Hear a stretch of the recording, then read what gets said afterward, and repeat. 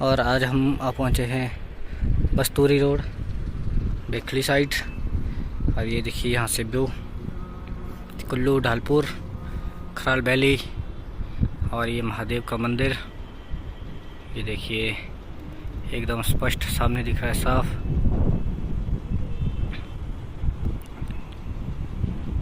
और यहाँ पे चली है शूटिंग।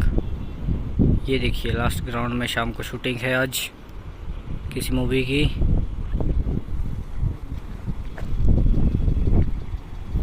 चंडीगढ़ नाला और ये शीतला माता मंदिर।